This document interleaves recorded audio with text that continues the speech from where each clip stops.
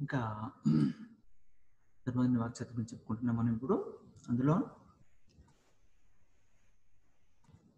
శ్రీకృష్ణుతో ధర్మరాజు చెప్తున్నాడు ఏమనంటే, మనసులో పక్షపాతాన్ని, మన మీద పక్షపాతం ఉంటే అన్నీ వదిలేసుకో, ధర్మాన్ని రాజనీతిని అనుసరించు. ఇరువైపులా ఉండేవారికి అంటే ధర్మము రాజనీతిని ఇరువైపుల వారికి కూడా వచ్చేలా చూసుకో.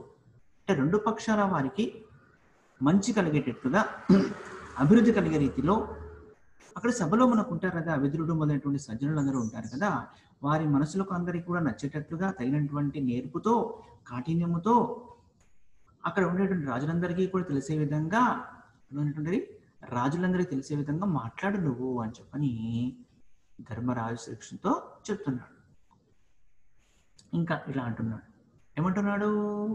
తగవునన్ పోక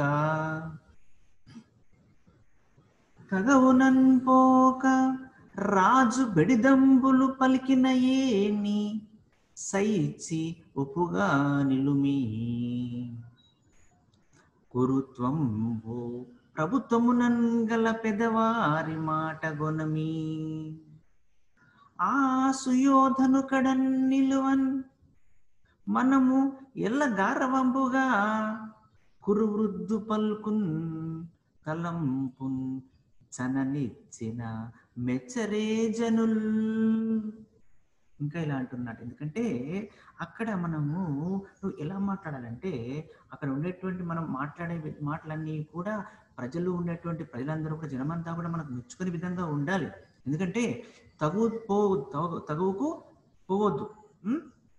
అంటే తగవునన్ పోక, తగుతూ పోదు, తగవునన్ పోక రాజు బెడిదంబులు పలికిన ఏని. రాజు బెడిదంబులు వలికిన ఏని, పకారం బకారంగా మరింది అక్కడ. తగవునన్ పోక, బోక పకారం బకారంగా. తగవునన్ పోక రాజు బెడిదంబులు వలికిన ఏని సైచి ఉప్పుగా నిలుమి. గురుత్వంబు ప్రభుత్వమును కల పెదవారి మాట గునుమి. ఆ సుయోధను కడన్ నిలువన్ మనమెల్ల గరవంబుగా కురువృద్ధు పల్కును తలంపుంచన నిచ్చినన్ మెచరే జనుల్. తగవునన్ పోక, న్యాయంగా పోక అంటే పోకుండా, న్యాయంగా పోకుండా. ఎవరు? రాజు. ఆ రాజు ఇక్కడ ఎవరంటే దుర్యోధనుడు. న్యాయంగా ప్రవర్తించకుండా ఆ దుర్యోధనుడు బెడిదంబులు పలికిన ఏని, పరుషవచనాలు వలికిన ఏని, పలికిన ఏని మకరంగా మారింది. వలికిన ఏని, పలికిన ఏని మాట్లాడినా కూడా ఆ దుర్యోధనుడు కఠినంగా మాట్లాడతాడు, పరుషంగా మాట్లాడతాడు. అలా పరుషవచనాలు పలికినా కూడా, మాట్లాడినా కూడా సహించి ఒప్పుగా తగిన విధంగా నిలుమి, తగిన విధంగా నిలబడు. ఆ సభలో తగు విధంగానే నిల్చో, కానీ పౌరుషంగా పోవద్దు నువ్వు. ఆ దుర్యోధనుడు నీకు పౌరుషం కలిగేటట్టుగా పరుషంగా మాట్లాడతాడు, కానీ అలా మాట్లాడినా కూడా నీవు పరుషంగా మాత్రము మాట్లాడకుండా, కఠినంగా మాట్లాడకుండా, కఠినమైన మాటలు మాట్లాడినా కూడా నీవు కూడా ఏం మాట్లాడకుండా వాటిని సహించి ఉప్పారే విధంగా, తగిన విధంగా ఆ సభలో నిలబడు. గురుత్వమున్ ప్రభుత్వమును, గురుత్వమున్ పెద్దతనము, పూజ్యత, ప్రభుత్వమును అధికారం, కల పెద్దవారి మాట కొనుమి. పెద్దతనము, పూజ్యత, అధికారము, కళ ఉన్నటువంటి పెద్దవారి మాట, పెద్దల యొక్క మాట కొనుమి స్వీకరించకపోవటం. ఆ సుయోధను కడన్, ఆ దుర్యోధను వద్దనే నిలువన్ ఉంది. ఉండగా అంటే ఉంది, అంటే పెద్దవారి మాటలన్నీ కూడా వినకుండా ఉండటం అనేటువంటిది ఆ యొక్క దుర్యోధను యొక్క బుద్ధి. కాబట్టి మనమెల్లన్, మనమందరము కూడా, మనము ప్లస్ ఎల్లన్, మనమందరం కూడా గారవంబుగన్, గౌరవంతో, కురు వృద్ధు పల్కున్, కౌరవులలో పెద్దవాడేటువంటి ధృతరాష్ట్రుని యొక్క మాట. కురువృద్ధుడు అంటే పెద్దవాడు, పెద్దండ్రి, పెద్దండ్రి కాబట్టి పెద్దవాడు. కురువృద్ధుడు అంటే ఇక్కడ భీష్మాచార్యుడు ఉన్నాడు, కానీ ఇక్కడ మనం ఏమంటున్నాడంటే కౌరవుల్లో పెద్దవాడు వాడు కౌరవులు అంటున్నాడు. భీష్ముడు కౌరవుడు కాదు, అంతకంటే ముద్దువాడు. కాబట్టి కౌరవుల్లో పెద్దవాడైనటువంటి ధృతరాష్ట్రుని మాటను తలపున్, తలపు, తలపు అంటే ఆలోచన, ఉద్దేశం, మనసులోని మాట, చననిచ్చినన్ చెల్లించితే, జనుల్ మెచ్చరే,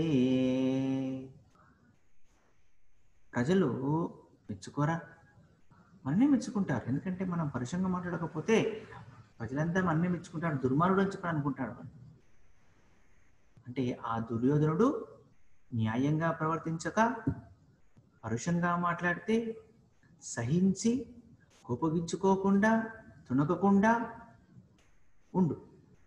పూజ్యత అధికారం కలిగిన పెద్దలు మాటలను స్వీకరించకుండా తోసిపుచ్చడం అనేటువంటిది ఆ దుర్యోధను చేసినప్పుడు, మనం ఆ కురువంశంలోని పెద్దవారి మాటలంతా గౌరవించి వారి యొక్క ఉద్దేశ ప్రకారం నడుచుకుంటే జనమంతా కూడా మనల్ని మెచ్చుకుంటుంది, ఆ దుర్యోధను ఎవరు మెచ్చుకోరు అని చెప్తున్నాడు ధర్మరాజు శ్రీకృష్ణునితో.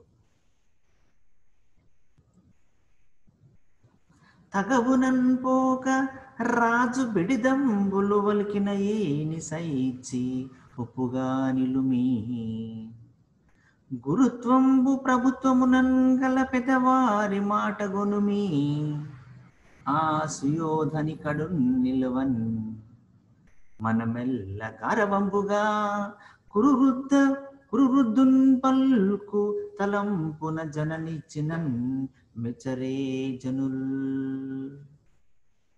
కాబట్టి ఆ విధంగా మనము పెద్దవారి మాటలను, కురువంశంలో ఉన్నటువంటి పెద్దవారి మాటలను గౌరవించి వారి ఉద్దేశ ప్రకారం నడుచుకుంటే ప్రజలంతా మననే మెచ్చుకుంటారు అని చెప్పని ధర్మరాజు అంటున్నాడు శ్రీకృష్ణునితో.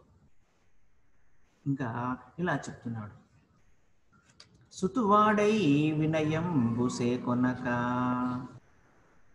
సుతువాడై వినయంబు సేకొనక, ఏ చొప్పున్ తగన్ చెప్పక, ఆ ధృతరాష్ట్రుండు అవినీతి చేసినన్, ఆ ధృతరాష్ట్రుండు అవినీతిని చేసినన్ సంధింపగా రాదంచు వేగ, తెగంబారకు తెంపు సేయునెడ లోకం బెల్ల మెచ్చన్ ప్రకాశిత ధర్మస్థితి నొంది, మా మనము నిశ్చితంబుగా చేయుమి.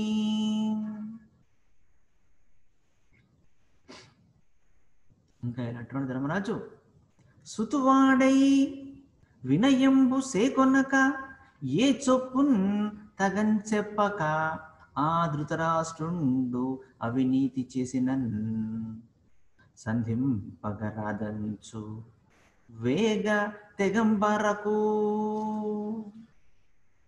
తెంపు సేయునెడ లోకం బెల్ల మెచ్చన్ ప్రకాశిత ధర్మస్థితి నొంది, మా మనము నిశ్చితంబుగా చేయుమి.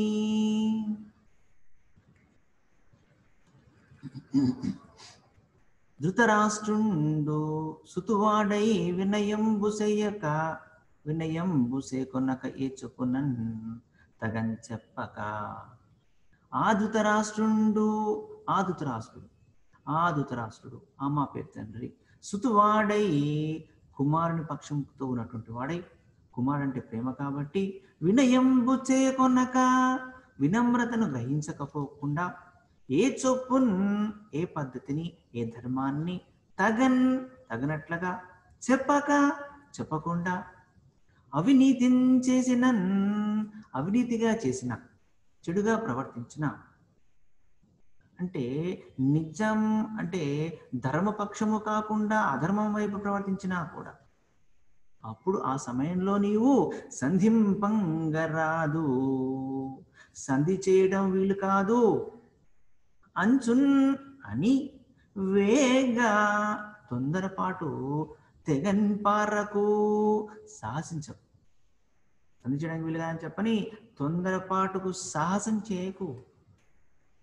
తెంపు చేయనడన్, తెంపు సాహసము, తెంపు అంటే సాహసము, చేయు ఎడన్ చేసేటప్పుడు, తెంపు చేసేటప్పుడు లోకంబు ఎల్లన్, లోకం వెళ్ళన్, లోకమంతా కూడా, లోకం అంటే ప్రజలు కాబట్టి ప్రజలందరూ కూడా మెచ్చన్ మెచ్చుకునేలా ప్రకాశిత ధర్మస్థితిని వెల్లడి చేయబడిన ధర్మమే అనేటువంటి యొక్క ఉనికిని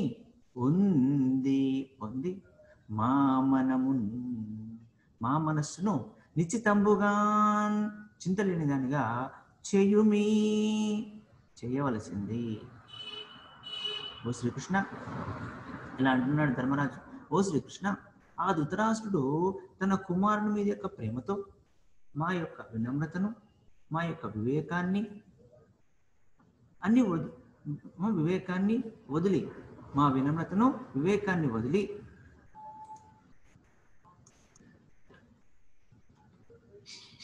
ఏ నిర్ణయం చెప్పకపోతే ఇక సంధి కుదరదని తెగతెంపులకు తొందరపాటు పడవద్దు.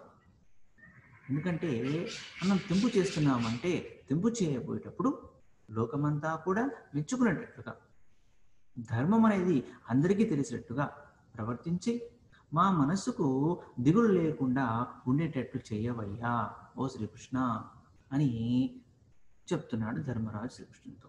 ఎందుకంటే తొందరపాటు ప్రవర్తన అనేటువంటి సందర్భాల్లో ఉండదు. ఎందుకంటే ధృతరాష్ట్రుడిలాగా తన కుమారుడి ప్రేమను కలిగి ఉన్నాడు కాబట్టి ఏం చేస్తాడంటే మా యొక్క మంచితనాన్ని, మా యొక్క వినమ్రతను, మా యొక్క వివేకాన్ని అంతా కూడా పట్టించుకోకుండా, ఎందుకంటే కుమారుని ప్రేమ, కొడుకుంటే ప్రేమ కాబట్టి ఏం చేస్తాడంటే ఏ నిర్ణయం చెప్పడు.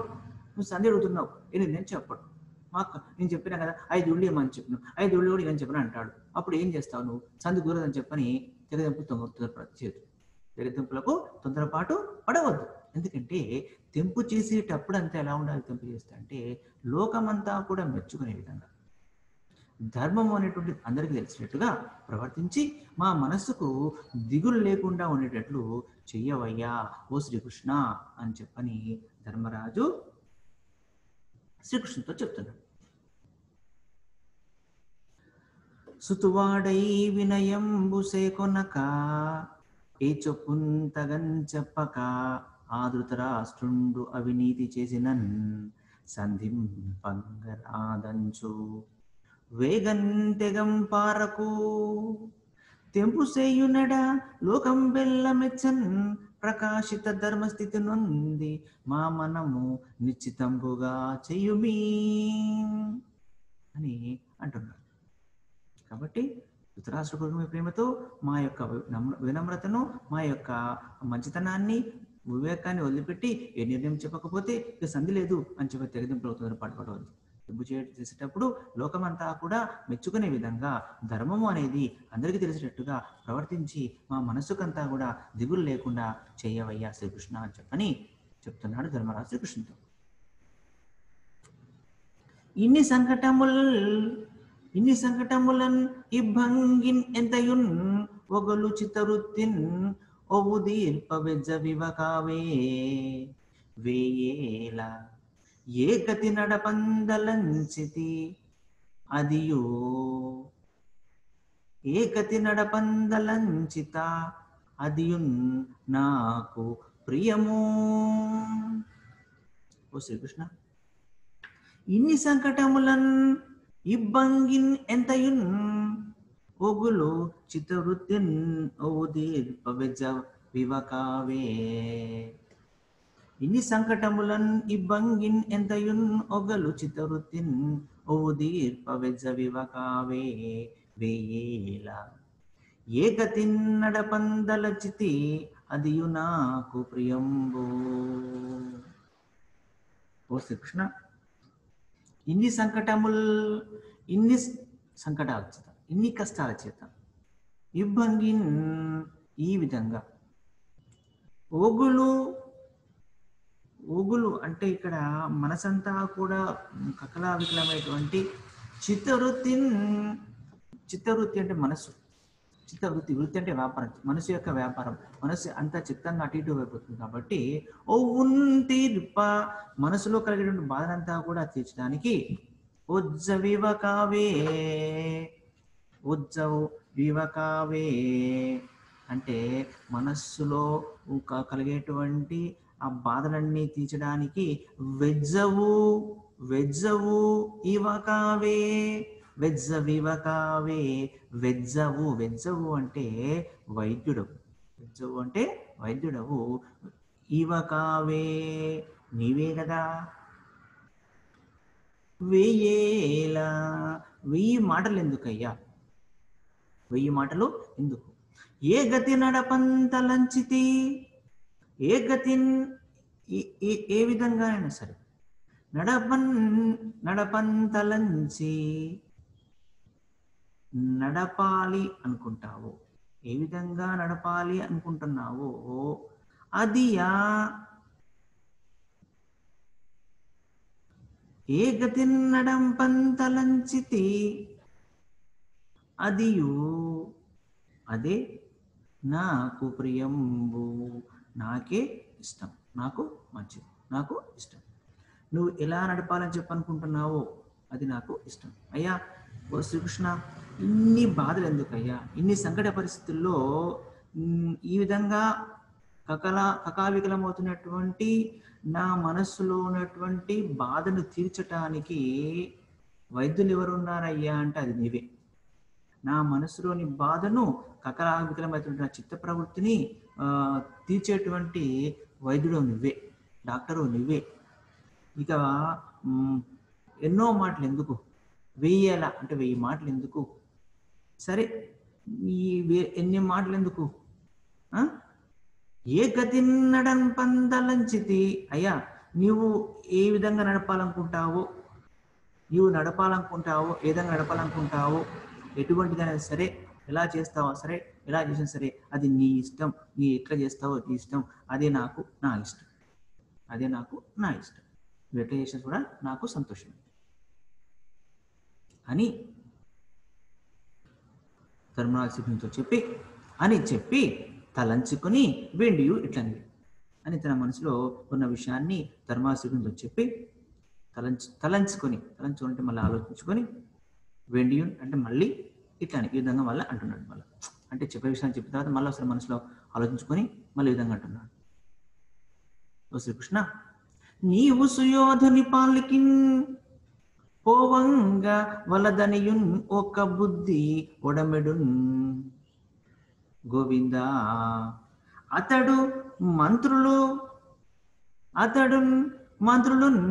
కావరమున సక్క వినరున్ కార్యవచనముల్.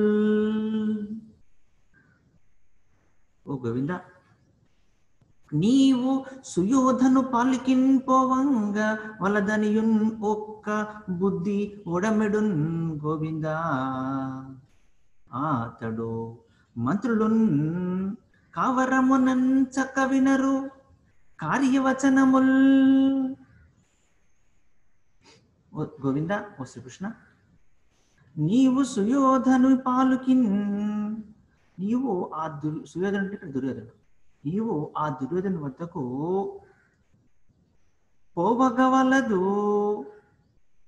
పోవద్దు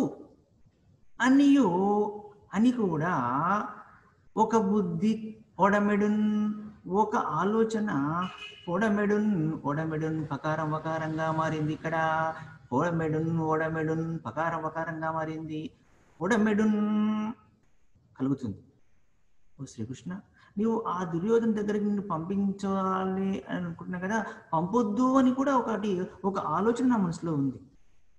ఎందుకంటే అతడు, ఆ దుర్యోధనుడు, అతని యొక్క మంత్రులు కూడా, దుర్యోధన యొక్క మంత్రులు కూడా కావరమునన్ పొగరుతో, కావరం అంటే పొగరుతో చక్క వినరు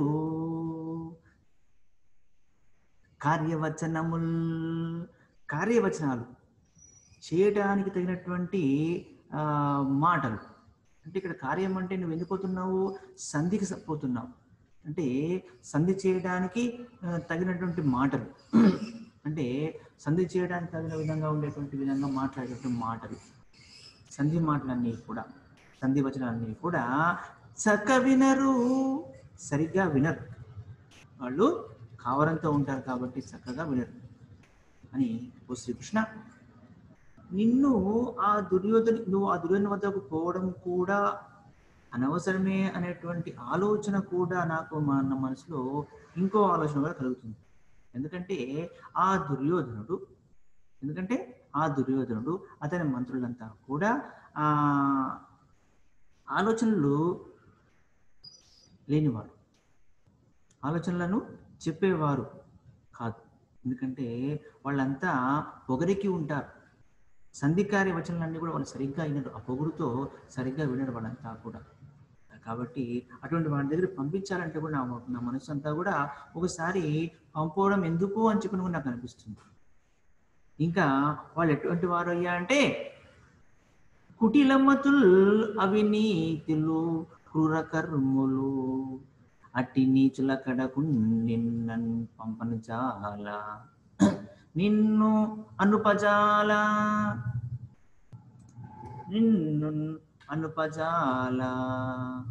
నీవు సంకటపడియడు దేవ పదవి అయినన్ నేను ఒల్లా ఒంటిన్ అందు అరుగుటుడుగు.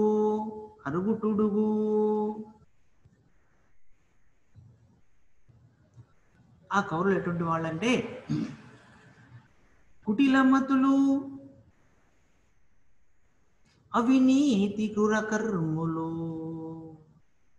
ఆ కౌరవులు కుటిలమతులు అవినీతి క్రూర కర్ములు అట్టి నీచుల కడకు నిన్ను అనుపజాల నీవు సంకటపడియడు దేవ పదవి అయిన నేనొల్లన ఒంటియన్ దరుగుటు అడుగు.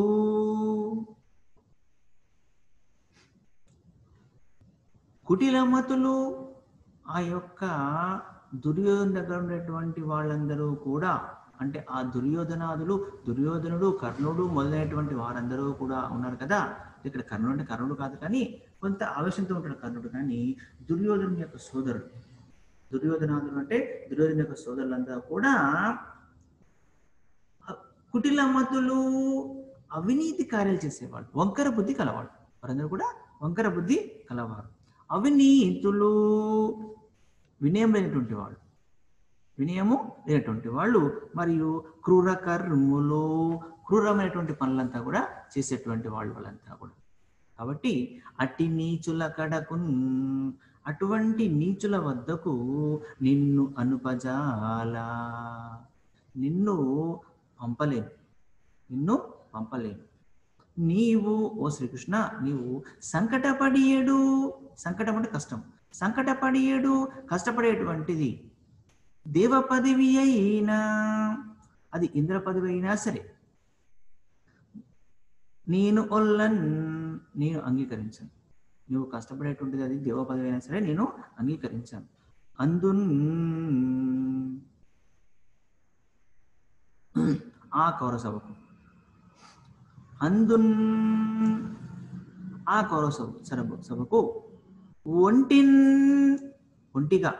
ఒంటరిగా అరగుట వెళ్ళటం,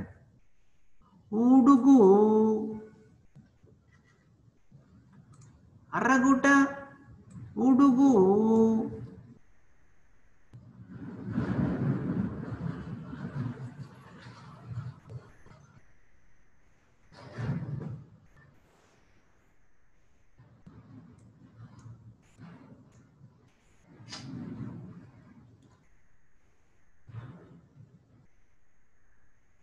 ఓ శ్రీకృష్ణ, అక్కడ ఉండేటువంటి వాళ్ళందరూ కూడా కుటిలమతులు, అవినీతి క్రూరకర్ములు. అంటే ఆ దుర్యోధనాదులు అందరూ కూడా వక్ర బుద్ధులు, అనుకోలేనటువంటి వారు, క్రూరమైనటువంటి పనులంతా కూడా చేసేవారు అంతా కూడా వాళ్ళు. కాబట్టి అటువంటి నీచుల నీచుల దగ్గరికి నిన్ను నేను ఒంటరిగా పంపలేను. నువ్వు కష్టపడటం వల్ల లభించేటువంటి పదవి, అది దేవ పదవి అయినా సరే, అది ఇంద్ర పదవి అయినా సరే నాకు అక్కరలేదు. కాబట్టి నిన్ను ఒంటరిగా నీవు ఒంటరిగా ఆ కౌరవ సభకు వెళ్ళవద్దయ్యా ఓ శ్రీకృష్ణ అని చెప్పని దుర్యోధన వద్దకు వద్దు అని చెప్పని ధర్మరాజు ఆ శ్రీకృష్ణునితో చెప్తున్నాడు. ఈ విధంగా చెప్తున్నాడు.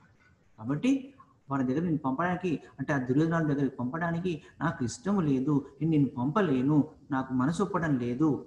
వాళ్ళంతా కూడా అవినీతి పరులు, క్రూరకర్ములు, దుష్టులు, కాబట్టి వక్రబుద్ధులు, అనుకోలేని వారు, క్రూర పనులు చేసేటువంటి వాళ్ళు. కాబట్టి అటువంటి నీచుల దగ్గరికి నేను పంపడం నాకు ఇష్టం లేదయ్యా. నువ్వు కష్టపడేటువంటి పదవి, నువ్వు కష్టపడడం వల్ల వచ్చేటువంటిది అది ఇంద్ర పదవి అయినా సరే నాకు వద్దు, ఇంద్ర పదవి కూడా నాకు వద్దు అని చెప్పని, కాబట్టి నిన్ను ఒంటరిగా ఆ కౌరవ సభకు వెళ్ళొద్దయ్యా అని చెప్పని ధర్మరాజు శ్రీకృష్ణునితో అంటున్నాడు.